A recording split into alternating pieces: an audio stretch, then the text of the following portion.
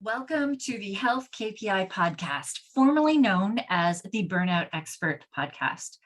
In episode 1 to 35, we focused on stress from a burnout perspective, featuring solo episodes and interviews. Interestingly, during every burnout interview, none of the individuals realized they were experiencing burnout. Not one realized they were experiencing burnout until they were already on the path to recovery. So now, starting from episode 36 on, we are changing our approach, changing our name, and looking through the lens of performance. I will begin with solo episodes where I'll teach you how to track essential health data, eliminate guesswork, and save you time and money while enhancing your performance. It is time to take tangible progress in improving your sleep, energy, focus, and moods, which will ultimately boost your productivity, performance, and leadership capabilities in both your career and your home life with your family. Every episode will be beneficial to you. So let's dive into today's episode.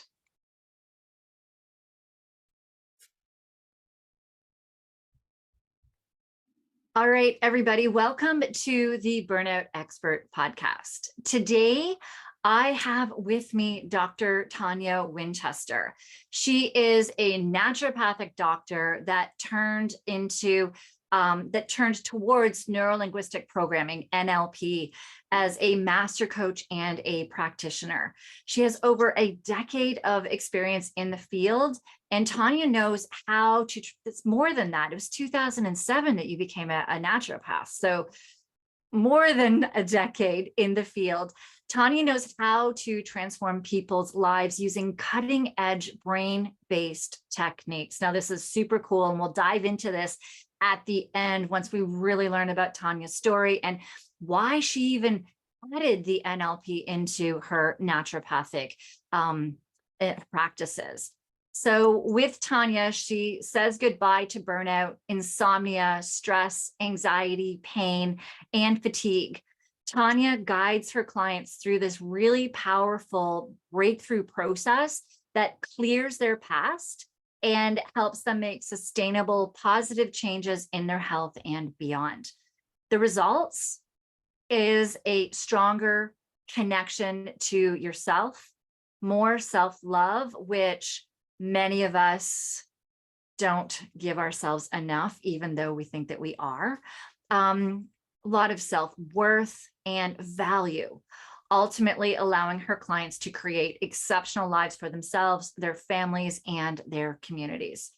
When Tonia isn't changing lives, you can find her getting lost and found in the forest, salsa dancing, and turning paper into pretty things. Definitely check out Tonia's book. We'll give the links to all of this in the show notes, and we'll talk about it at the end. So Tonia's book, Smiling in the Shower, where you can really start your own journey to be a happy and energized life. All right. So Tonia, welcome to the Burnout Expert podcast. Thank you, Andy. I'm very happy to be here to share my story. Yeah, absolutely. And I do feel it's so invaluable for people to understand your burnout story, because we need to understand that you can have certain tools in your bag as well and still be experiencing burnout. That doesn't mean that those tools are invaluable. They are. There's just so many pieces in this puzzle, which is why so many people get frustrated if they're going to one professional for something and still bumping into roads and not making headway. So this is such an invaluable story. So let's start with you diving into the stressors that happen before your burnout, because there's always stress involved, and this always happens before your burnout. So if you can give us not even a summary, you can go into detail about the stressors that were occurring personally, professionally for you before your burnout. Yeah, and I will say that I have been in burnout more than once in my life.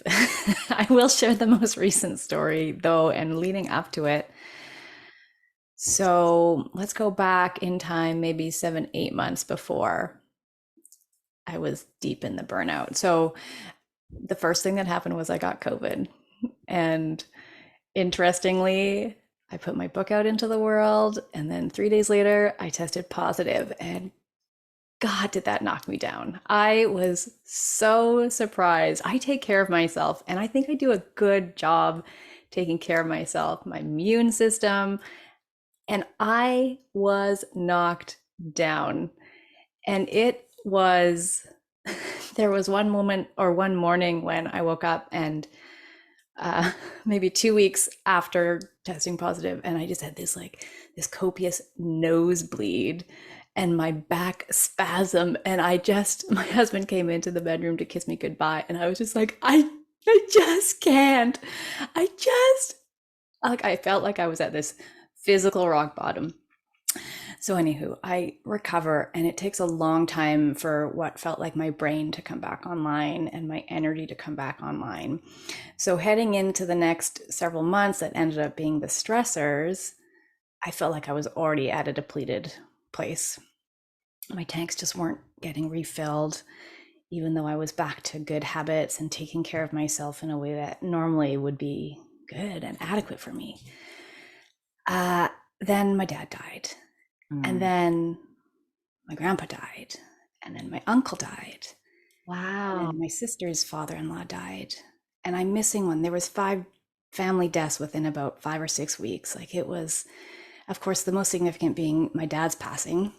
And yeah, it was a very intense summer. And so I went into a little bit of a hole and did the bare minimum in terms of my day-to-day existence. This is sort of August of last year. And then I realized, like, oh, my lease at my office, at my naturopathic office, is due, like, it's coming up at the end of this calendar year. I need to let them know if I'm keeping the space or if I'm letting go of the space. And so I email my landlord, like, I'm so sorry, my family's been going through a lot this summer. This is right around the time where we would, renegotiate if we're wanting to move forward again. And he's like, actually, you missed the deadline. It was end of June, which was when my dad had passed. And so we're willing to make an exception and give you another week to decide, kind of thing. And then there was all this pressure that I put on myself. I had built this amazing space, this amazing team. My friends worked with me. My clinic mates were some of my closest, dearest friends. And here I was trying to make this decision for my own well-being, but also trying to take care of all these other people. And that's a big factor for me in my burnout patterns, is like taking care of others in a way that might be harmful to me.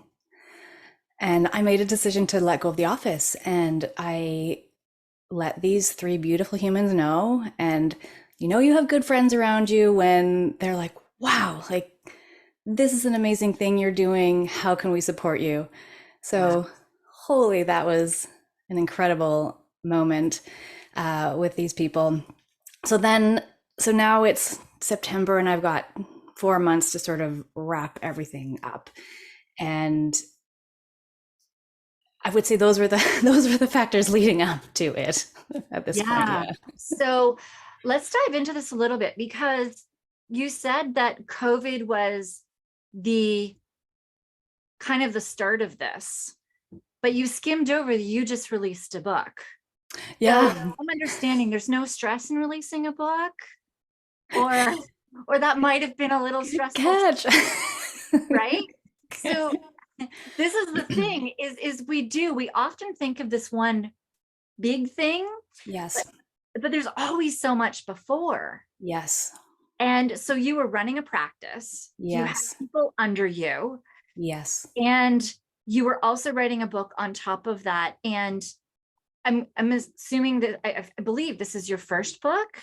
Yes. Well, I wrote a children's book, but this is my first adult nonfiction book. Yes. Mm-hmm. And with that, there's so much to learn. There's a huge navigating curve that we often as well think of stressors as a bad thing, like have to be negative, like COVID or like deaths. Mm-hmm. But writing a book is exciting. It also has this stressful piece with the pressure, but you also have this huge learning curve that your brain has to take on, and you need energy and brain width and power for that, on top of running a business and Yeah. having life going on as is. Yeah. You also mentioned that was not your first burnout. Oh. You tell.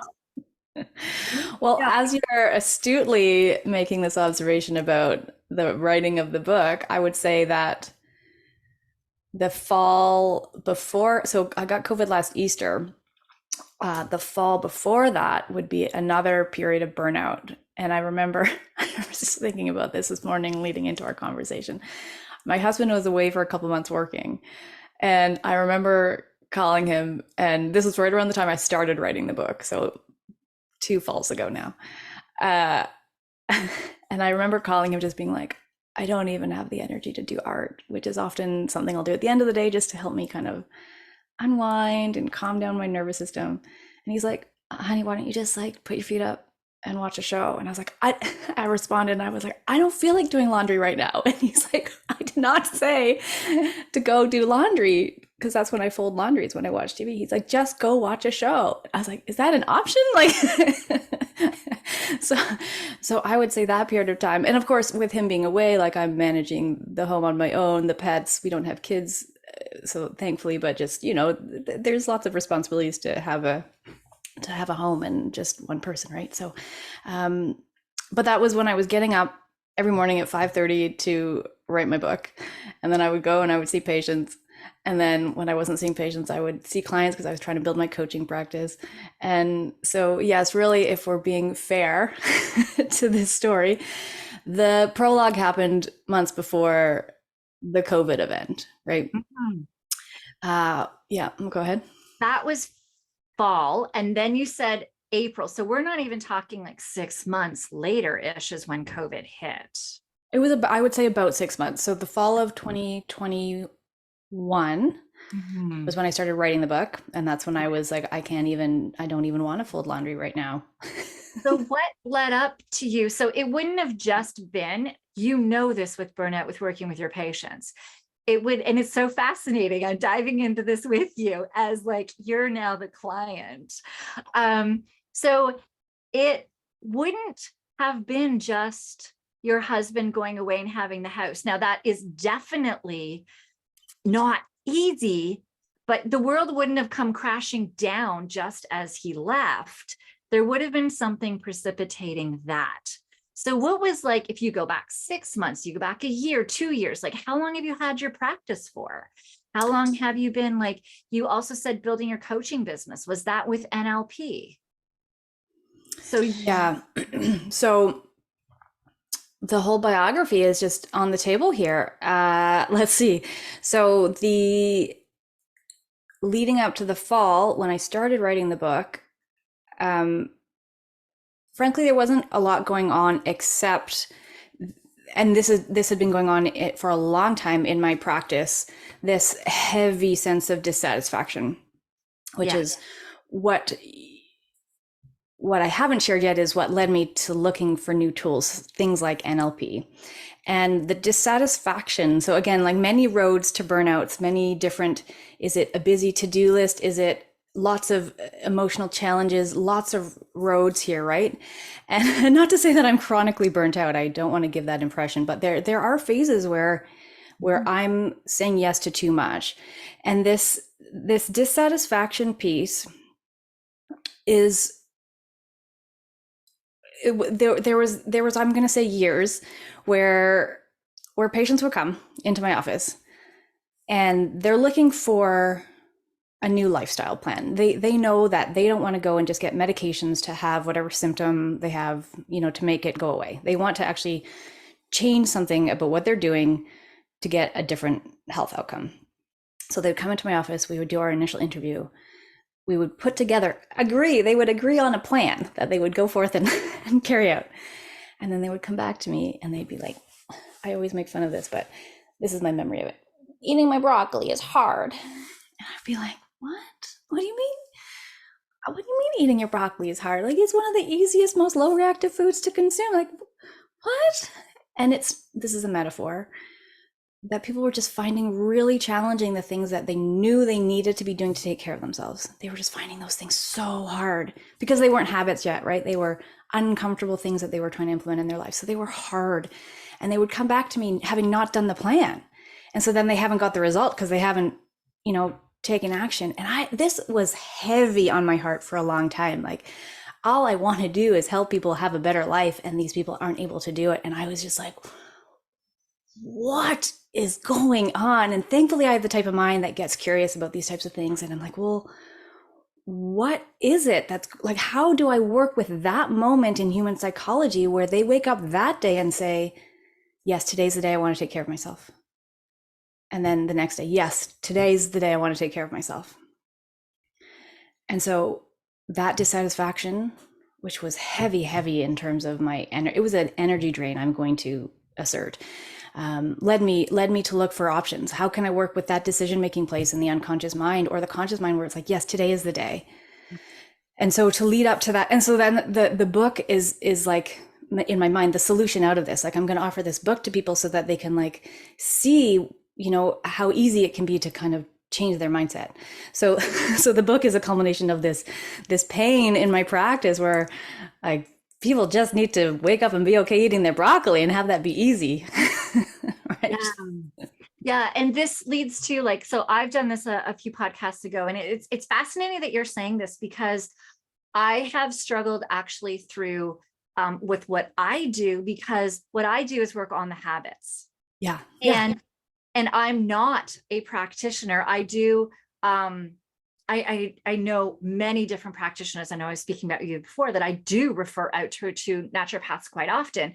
And what I do is that work in between. When a naturopath or another practitioner, they spend all of their time working on protocols, which are like so important, but you have only a certain amount of time to give this protocol to somebody.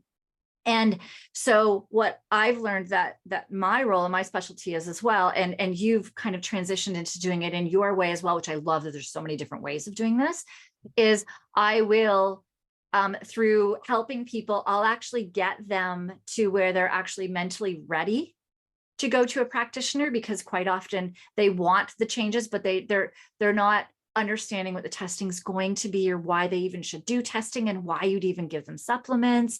They're not understanding. And that's not me saying, hey, you have this stuff. It's just like the supplements will be helping with all of these different things. And once you get them, we can ask them why with each.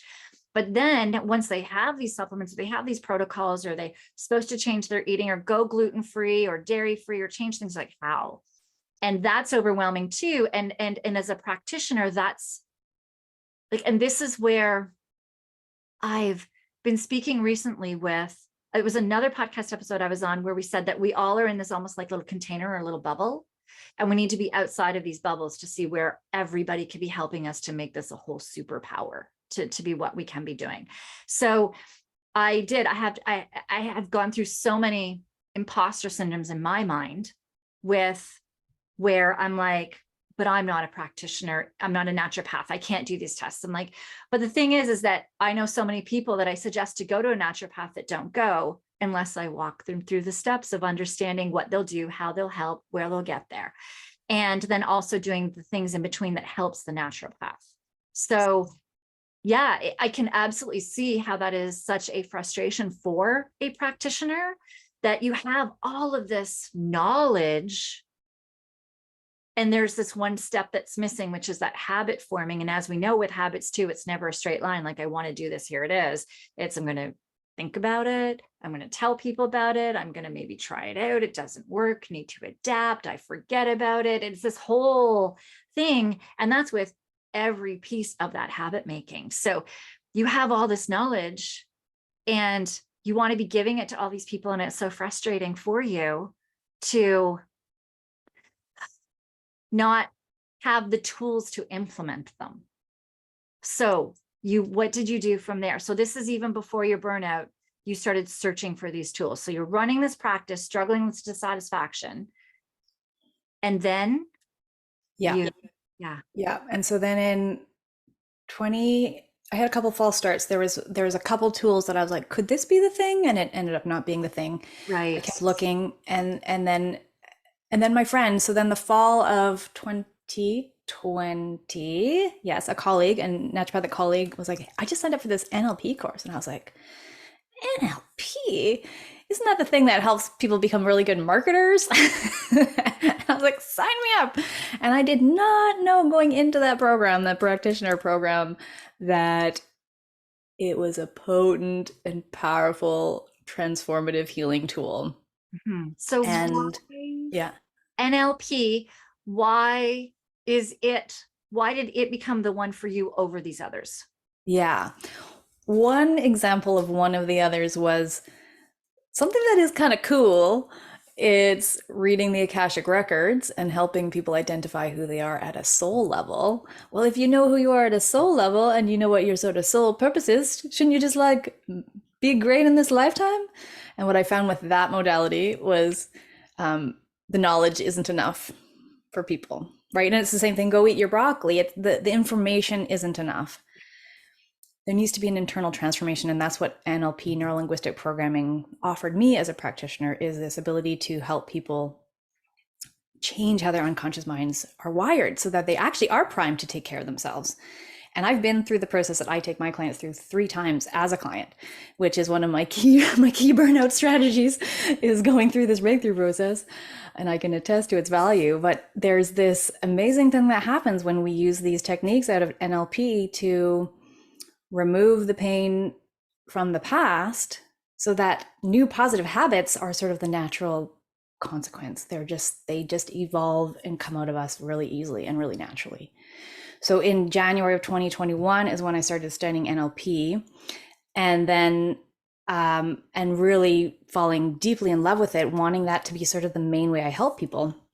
2021 rolled by, taking as many sort of other fringe NLP courses, and then 2022. So yes, then fall of 2021 was starting to write the book.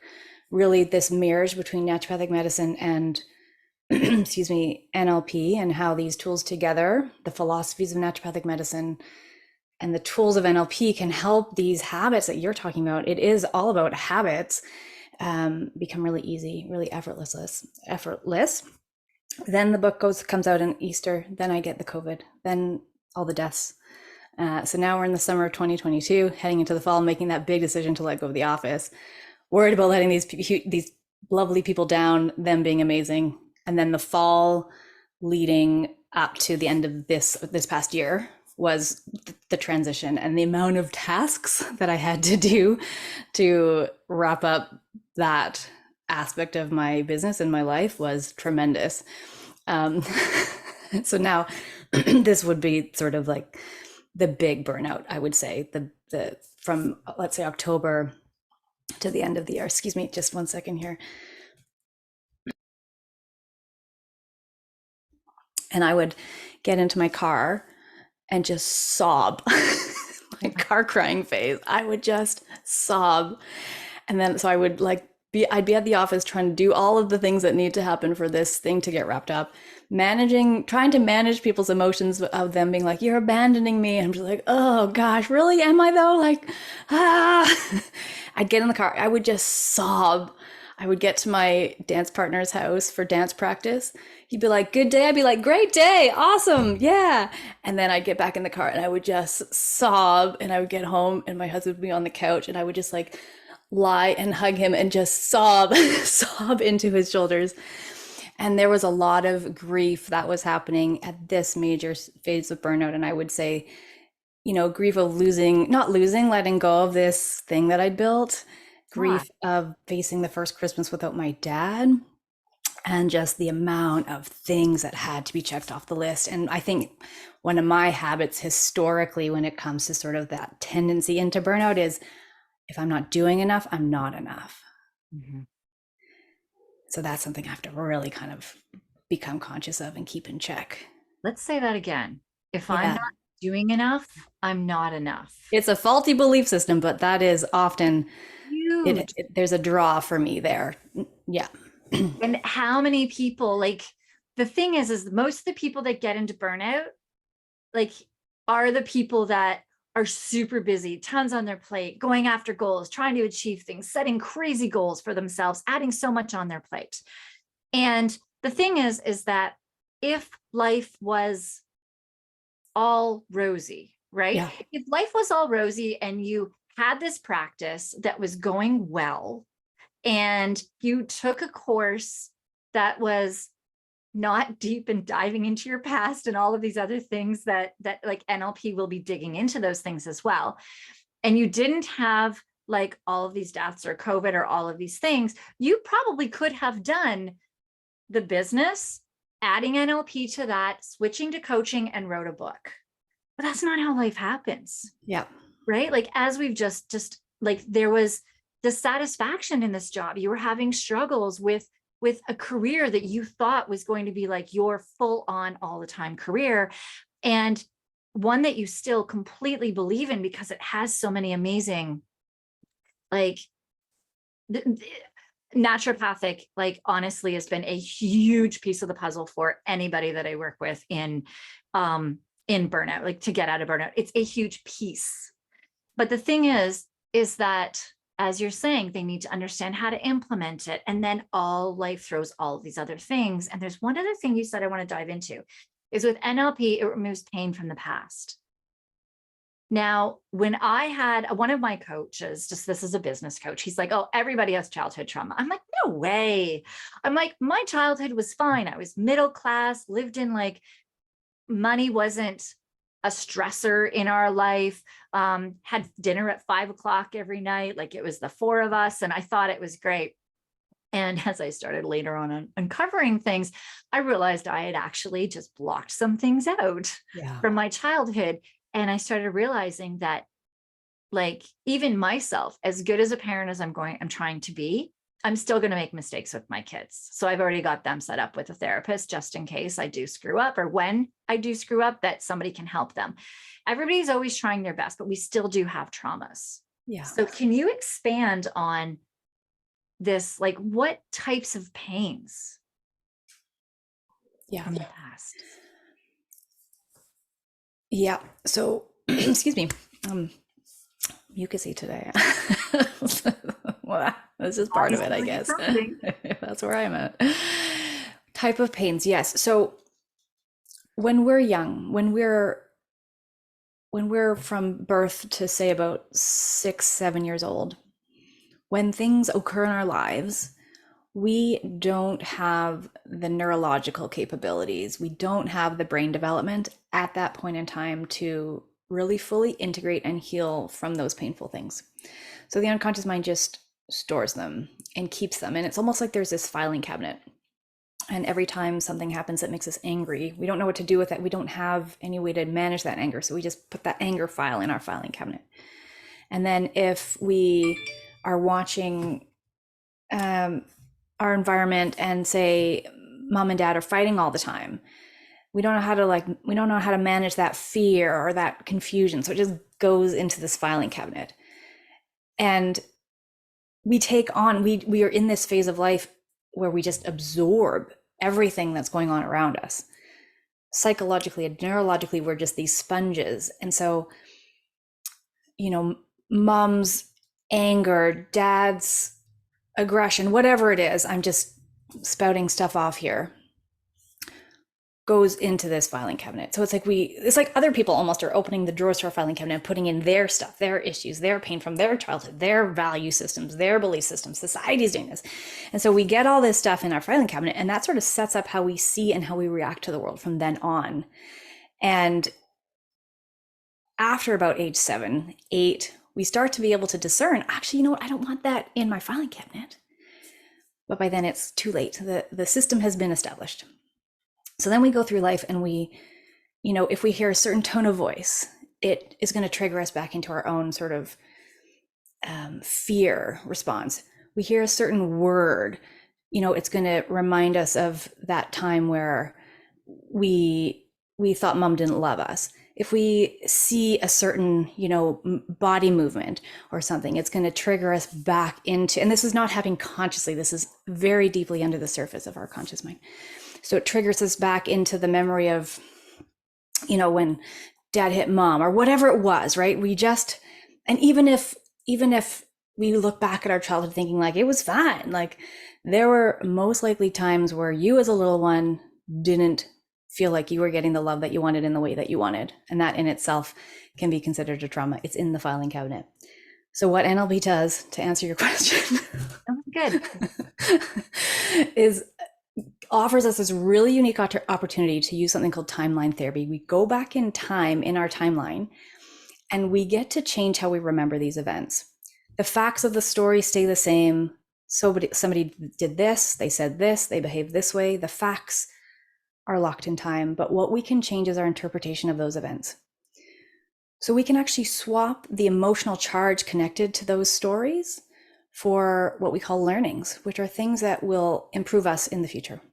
So we can swap out. There's this beautiful exchange that happens in this way that's non-triggering, non-re-traumatizing. We're not associated into the memory. We're floating up above the memory so that it is a safe and gentle way to say, let's offer you this opportunity to get what you need to learn now as an adult, or now as someone who has the brain development, the capacity to actually integrate and heal from this.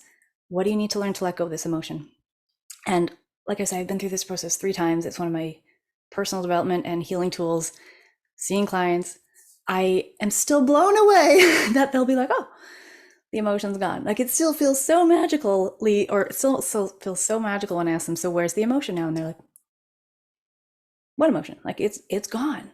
And so now these stories of the past that had previously sort of set up this reactivity for us in how we see the world and how we respond to the world. Now it's like, oh, I walked to the store. There's just this neutrality about it. So we clear what we call the big 5 emotions: anger, fear, hurt, guilt, and sadness. Then we go back and we take the emotional charge out of very specific events, traumatic events, significant emotional events. And then we work even more specifically on limiting decisions. So something like what I just brought up, like if I'm not doing enough, I'm not enough, right? That's a limiting decision that at some point my unconscious mind decided to believe and to practice and enact. Mm-hmm. And it's not true, and I don't need it to be true. So I can go back in time and I can swap out that belief for the learnings that will help me, be more proactive in the life that I want. Yeah. And I want to just add something to that as well, that when we think of traumas, we always think of negative, but it can actually be positive things as well. Like it can be where somebody's always praising you, and like you put so much pressure on yourself to be good that you have to actually get perfect on things or be above and beyond on things, that you'll feel like a failure if you don't get to these accomplishments that you feel were placed on you, even though people are like, you're so smart, and that can get into somebody, and that can actually create a thought pattern that affects you. Or as you're saying as well about the busy part, seeing your parents all the time working a lot, like they're just always working, and they're not necessarily spending time with us, which we as a child don't like. But as an adult, sometimes we still get into those patterns of feeling like, oh, well, we're not accomplishing things if we're sitting ever. That's right. Just watching a show, like that's not enough. Right. Because they're always like, oh, you're lazy if you're sitting there. If anybody says that, oh, you're lazy, why don't you get up and do something?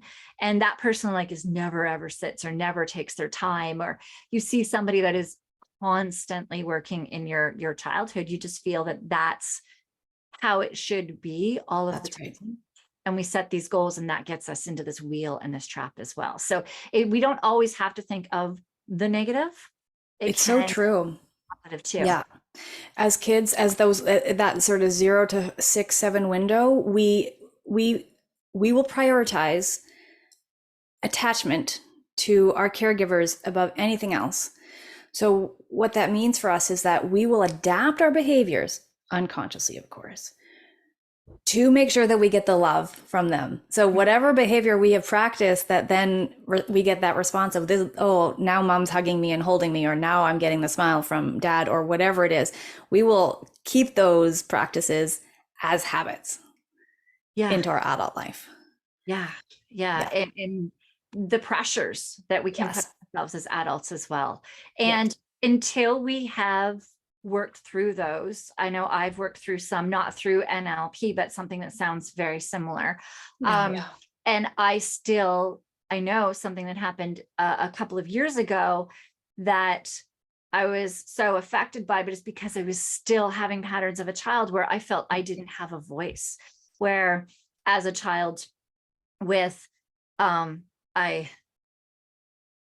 trying to just figure out what I can disclose or not. Because we are talking about personal things here too, that just, so just my voice wasn't heard as a child. Let's just say that. So as a child, I didn't feel like anybody heard anything that I said growing up. And so I haven't felt like I've had a voice. And once I worked through that, it's been phenomenal. Seeing the switch even in my business and how I express myself to people and what I will say. And it's okay. Like I do have a voice, not in a mean way, but I have a voice to say like, hey, I need to step away from this situation now. Yeah. Because as a child, I didn't ever feel like if I had to feel like I had to sit there until the very end, until it was done, instead of saying like, whoa, I need this boundary here. I need to walk away now. I don't need to be spoken to like this. So it's been fascinating how that can affect you as an adult. Yes. And going through all of that. So, yeah. So NLP, how does it help with habits? So if you have these clients like broccoli, how would it help with a broccoli habit? Yes. The cleanest example or way to describe this, and the links that I've sort of realized both in my own journey on this earth, trying to take care of myself and with the patients and clients, is very commonly when there's that struggle to do the thing that they know is going to sort of help them get the outcome that they want, the health outcome particularly. If there's struggle, if there's resistance, if there's the stuckness in the old habits that are not giving you the result that you want, it's because at some level, deep down, there is some sort of belief or decision that them doing those things, they're not worthy of that thing. They're not worthy of the benefits that come of that thing. And that's where I was. It was, I'm not valuable enough to do XYZ, to rest, to actively rest. I deserve rest. Yeah. But how many people that are listening to this right now feel guilty if they sit down? Of course. Yeah. Right? Like I have first responders that have worked a 24-hour shift and feel guilty going home and going to sleep because their spouse, understandably, I am a first responder's wife, that their spouse has taken on all of the duties of the house the last 24 hours or however long the shifts are. Some of them are doing 24 hours, that they feel so guilty that they don't sleep. Yeah. Like it's amazing how our brains are wired. Isn't it so amazing? Oh my goodness. And the cool thing is that wiring is a learned behavior. And this is where the grace of NLP and other modalities comes in, is anything that's a learned behavior can be unlearned. Yeah. If we work appropriately with the unconscious mind. And then that's when we can actually change that pattern. So yes, the belief now is I do deserve rest. And I can see the benefits of that rest when I take care of myself and I act. I call it active rest. Yes. It's not about sleep necessarily. It could be. But for me, like I need periods of my day where I sit and literally watch the wind in the trees. Mm-hmm. There's nothing that's getting accomplished in that 20 minutes of time. I don't get to check something off the list, although I have put it on the to-do list as like as it should be. But I don't, at the end of it, I haven't done anything, right? I don't get to be like, look what I did, world. I don't get that. But that 20 minutes of me watching the wind in the trees is so regenerative, so recuperative, so restorative, that then I can take that newfound energy and that creativity that I get to tap into and put cool things into the world that help people. So the switch of previously, no, I'm not valuable enough to rest, to take care of myself in that way, is different now. No, I'm worthy of that. I'm valuable for that. And that's an important thing for how I help people. Yeah. right? It's that sort of self-ish becoming selfless. Yeah. And that's the thing, is where we feel that prioritizing ourselves on the bottom is actually helping others. But when our battery's drained, when we're short fused, when we're, you know, not able to think, or I used to, with my husband, I'd say like he's just going in circles after Yeah. his blocks of shifts and not getting, he's trying to get his to-do list done. He's like, I'm going to get it done and then I'm going to rest. And I do this as well in the office, where I'm like, no, I need to get all these like posts written, or these like for podcasting, I need to get all the show notes and everything edited and all that. And some of this is creative work. Yeah. And my brain's not thinking that I can't put any of it together, but I've learned now to actually stop when my brain's not working and go walk away, go for a Yeah. walk around the block, go and do something. If you're at work and your brain is so like, go to the bathroom at work. Like you can, you know what though, first responders can't always, but when you can, just even say you're going to the bathroom, because most people don't question that one depending on the role. But even if you can, like, get somebody, if you're holding point for something as a first responder somewhere, if somebody can relieve you to go to the bathroom just for you to go clear your head, if you need to go for a walk, like change, if you're inside, go outside, outside, go inside, like change your state, change your area. And you'll find that you'll just be able to go back to the situation with more newfound energy. And that's when like I'll kick butt. Or my husband, as you were saying too, you put it in your calendar. When my kids were little and my husband did have his days off, were usually kid days, like he was on them and then I was in the office, and he would feel guilty if I'm upstairs in the office and he's napping on the couch. So we started putting it in his calendar. That was nap time. And that's when the kids either read or did things. And then eventually became tablet time and stuff. And our kids know, they're not 10 and 11 now on a weekend. We say, we're going for a nap. and the boys are like, oh, can we go on our computers now? Like they know that they go and do something on their own during that time. And it is, and my kids are learning that naps are okay during the weekends or whenever we can. And they can or don't have to if they don't want, but just having that quiet time and something there is important, is important. So if we're to look at this now, like this is so fascinating, because your view when you first came in was, I had COVID, I got burnout. That was your story. But now we're diving into this and we're seeing the story was you practicing, like going to school, practicing as a practitioner, getting a business set up, bringing on employees, building this whole entire business that you feel is going to be the rest of your life, and realizing that there's something missing in it, trying to work through that, then trying to figure out what is the missing piece, taking different courses on top of running your business. And then from there, you're also writing a book now. And then you had COVID, and then you have all of these losses. And then you give up this business, which is another loss. That is a huge, it was a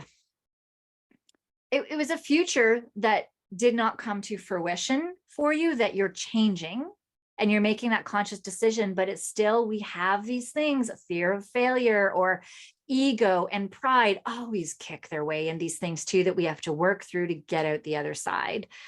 That you've had so many different stressors, mental stressors, physical stressors in there with COVID, that it does make sense now why you hit into burnout.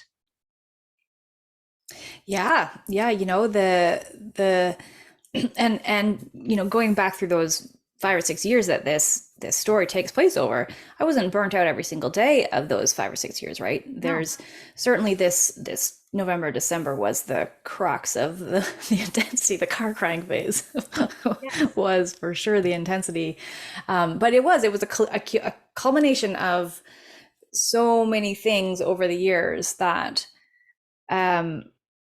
that I didn't have the foresight to anticipate, acknowledge, manage, cope with, strategize around, and let heal.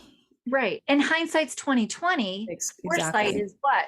Like 0, 0, pretty much, right? Like the thing is that when we have a burnout crash, that is when we often go back and start piecing the Yeah. history together and start realizing, oh, this was showing me signs then, and this was showing me signs then.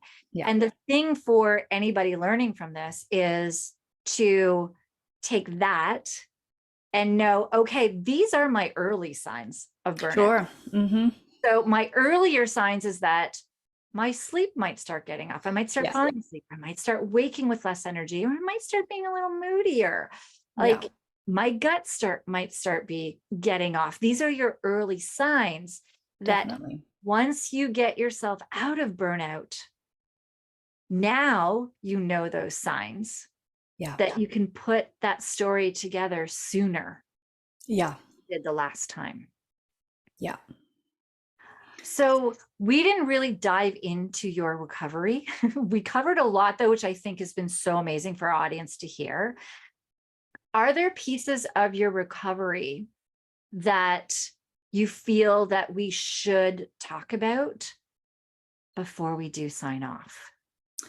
Sure. I mean, I think as soon as the year ended and the space at the office was relinquished and cleaned and painted and and I put the key in the little mail slot at my landlord's place, um, there was a finality in that moment where I could just feel in my body psychologically that things were going to be different. I mean, that was a huge responsibility, having that space and that practice. Um, so immediately there was a change. That was like a light switch that moment. That was December 31st. I was like, shoop. Oh, okay. Right. And even just financially not having I have to pay rent to this office. It like just, and so the last 4 months, since then, so January, where are we now? Almost in May. So 5 months, I guess, incrementally, I would say day by day, things are improving. And my sleep was disrupted during this time, and I would say even into January, still sort of really restless, waking up at 3, 4 in the morning, just being awake, listening to my husband snoring away, right? Even though I have custom made earplugs, it breaks through sometimes. But now, like even just today, I was noticing in my workout that I did this morning, like I was full on into it for the 20 minutes and I got through the whole thing, putting 100% in, which, hasn't happened in a long time. I'd be like, oh, I'm so tired. I need to break. But so endurance is coming back. Creativity is coming back.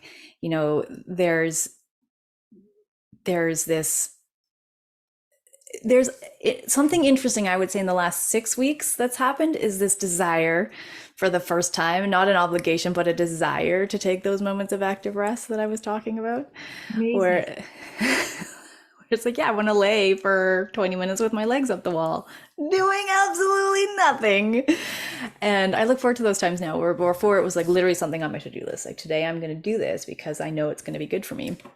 But now it's like, oh, I'm actually, because I'm deriving the benefits from it. So yeah, I would say 5 months into the recovery of this story, not every day's perfect. Mm-hmm. Yeah. Just for people to hear that, you said 5 months into your recovery, Mm-hmm. and you're not fully recovered yet. Like we need people to understand this timeline. And you're a naturopath. Yeah. Who I'm not sure if you had some gut issues flared up, but you know how to deal with them before they get really big. With hormonal things, when they start flaring up from stress, what to do with them. Yeah. As well from all the NLP stuff, what to be diving into. Mm-hmm. And it's still taking you, because how many years it took you to get in? 5 months. You're seeing that way out now. Yep. People need to understand that even though you have the knowledge of 2 of the big pieces of the puzzle, yes, it's still 5 months and you're not completely out. Yeah, I'd say I'm at 85, 90% out. And it is a journey. And we do, you alerted earlier that we want things to happen in a straight line, but it's never a straight line. There's this bumpy road of recovery. Life. And every day, the sort of looking ahead at the day, how am I going to nurture myself today? How am I going to really make sure that I get the rest that I need? What can I take off my to-do list? My NLP coach just the other day was like, cut your to-do list in half. And I had this visceral, like, I want to vomit at that consideration. I was like, oh. She's like, cut it in half. And I was like, I can't. She's like, just cut your to-do list in half. And so I did. I like crossed things off. And my one of my sort of loops in my brain, I call them open loops, where there are things that are on my to-do list that have been on my to-do list for months or years, like finish this course that I signed up for, 2 years ago, or like finish this sketchbook that has 1 page left. And that stuff eats up brain energy for me. So either closing the loops by finishing the thing, or crossing them off, putting them in the compost carburetor, getting rid of them. So it's an active choice every day for me to be in this recovery of this burnout. It is. Well, the thing is you have to change a whole way of thinking. Yes. And the thing is for many who are still in their careers, sometimes going back to your career, or like getting out of burnout while you're in your career is absolutely possible. And for some people with their career, they need a change. And it is individual to each person. Like, so with first responders specifically, some that I've worked with, getting out of the job has really been what they needed. And others love the job, but they'd lost the joy for the job because of the burnout. So even with working shift work, working all the hours, the thing is the individual in burnout does need to start making changes that got them into burnout that they have control over. Yep. You can't necessarily control your shifts as a first responder, those as well in certain pieces of business. If you really love like tax, let's just even take like an accountant, tax season is always going to be crazy busy. Yeah. Thing is how you handle that stressor, how you handle that season in any of your businesses that is going to be crazy busy and stressful, how you handle it needs to change. Yeah. In order for you to actually be more productive, which you'll find by doing less, which is crazy. And so just for those that are listening, just to really understand that for you, one of your big stress relievers was selling your practice, was leaving that practice. And for some, it is leaving their careers and switching to another career, and others it's not. So it is very individual to each person as to how that works. But the thing that it is we do need to start thinking of the way that we think about things, the way that we do things. As I said, like first day off, not doing everything on your to-do list, and my to-do list as well. I have a list, and if things are on it for 2 months and I haven't checked them off yet, I either farm it out, hire it out to somebody, or I check it off. I'm like, this obviously isn't that important. So yeah, I do the same one on my list as well.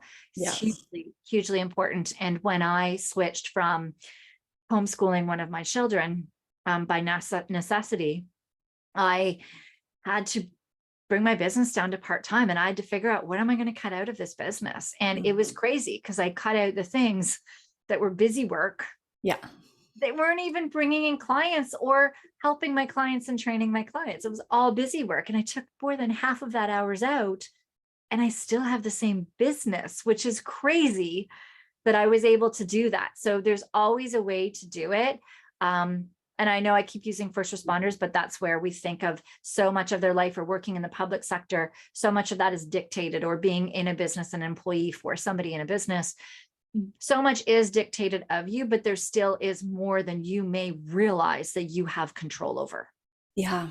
Way more than you realize. And when you do work with your childhood crap, and stop that neural pathway of stories that you do keep telling yourself, that alone takes so much stress off of your plate and gives you that control.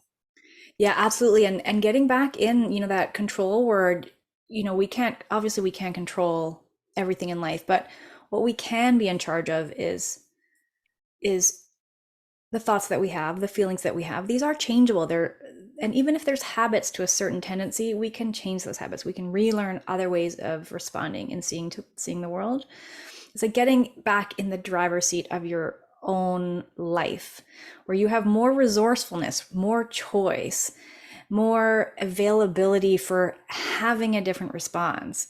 And I think that's the real gift. That's different from information. That's the transformation that can happen when you really do this work, is having more potential options available to you. Yeah. Automatically, like unconsciously, right?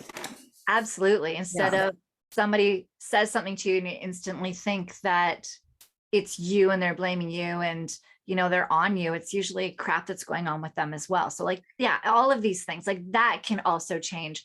We could go down this huge rabbit hole. I have a feeling that, yeah, I know we came here to talk about your burnout story, but we did dive into a lot of the NLP as well, which I'm so grateful for. So thank you very much. It's such an integral part of my journey though. So yeah, thank you for.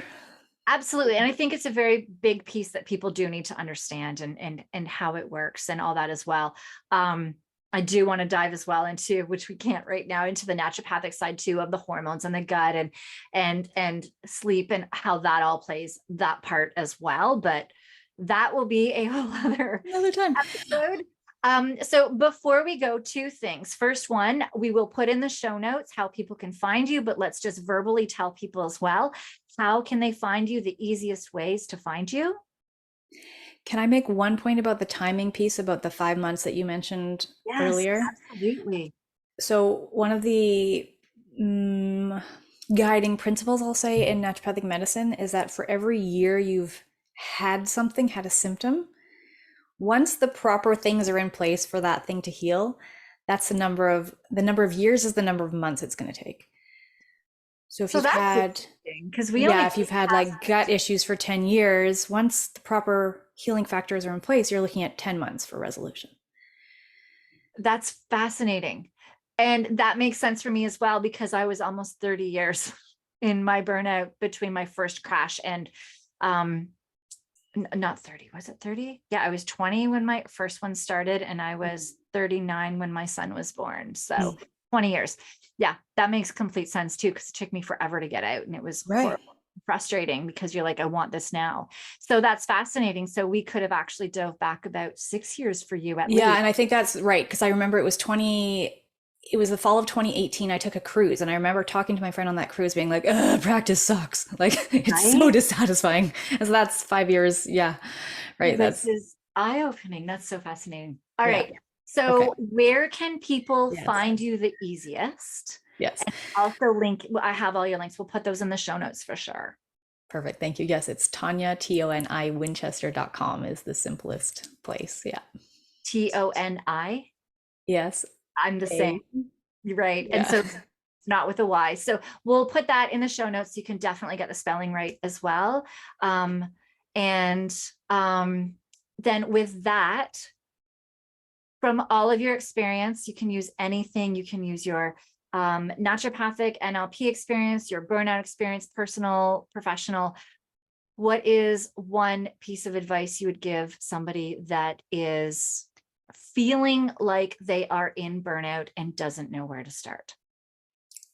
I want to end with this. It's my deepest belief about our human bodies, is that they're so intelligent. They want to heal. Your body wants to heal. It knows how. It is designed to heal, and it can. I just want people to remember that. It is, if they can have that as a bit of a beacon, a lighthouse. My body knows how to heal, it wants to, and it can. And then you can start asking curious questions like, how can I help it do that today? Because when we ask those how questions, your unconscious mind is going to give you some options. Yes. So absolutely. How can I allow my body to heal today? Yeah. So start asking yourself. I love that. So that is your homework for everybody today. If you're in burnout, just start asking, how can I get out? And you will start hearing things. I know this podcast episode has ways that you can start. I have all kinds of other episodes as well that dive into different ways to start. Find the way that resonates with you, as with habits, which we spoke of today as well. Sometimes finding the simplest thing. So even if it is that you take 5 minutes in the morning to just sit, and that's okay, then that is your first step. It doesn't have to be going to the naturopath, going to the NLP practitioner, coming to me. It doesn't have to be those bigger steps. Find a step. And then once you've done that step, you start asking yourself, okay, what's my next step? And it might be another small step. Eventually, you'll be ready for the bigger steps, and every step counts. Yeah, 100%. Amazing. All right. This has been absolutely amazing. I know we could go on forever on all of this. So thank you so much for being here with us today. And for everybody that is listening, thank you for being here.